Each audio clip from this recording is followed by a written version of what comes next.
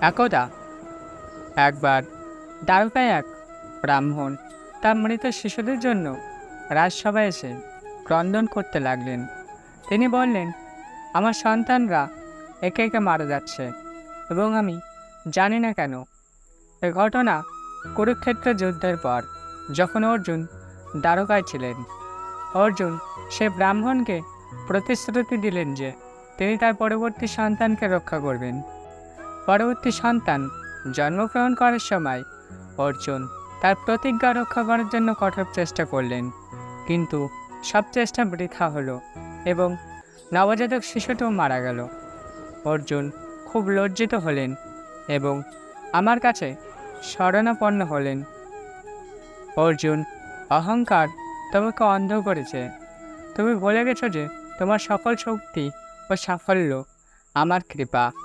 আসল সত্য হলো, তোমার শক্তি তোমার নয়, তা ভগবানের আশীর্বাদ।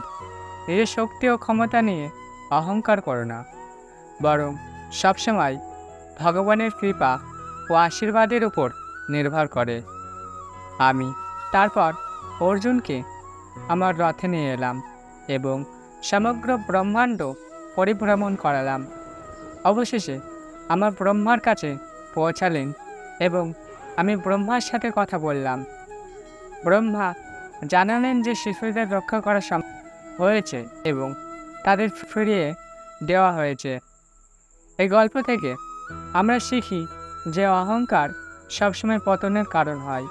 আমাদের সব শক্তি ও সাফল্য ভগবানের আশীর্বাদ, ভগবানের কৃপা ও আশীর্বাদের উপর নির্ভর করায় আমাদের আসল শক্তি। একদিন আমি ও সুদামা একসাথে দেখা করলাম।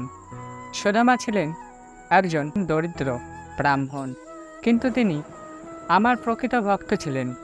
একদিন আমি সুদামাকে জিজ্ঞেস করলাম, তুমি কি আমাকে কোনো উপহার দিতে পারবে না?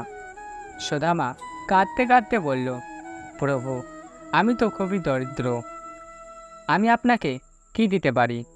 আমি মৃদু হেসে বললাম, সুদামা, তুমি যা কিছু দাও তা যদি তোমার সৎ হৃদয় ও ভক্তি দিয়ে দাও, তবে সেটি আমার কাছে সবচেয়ে মূল্যবান।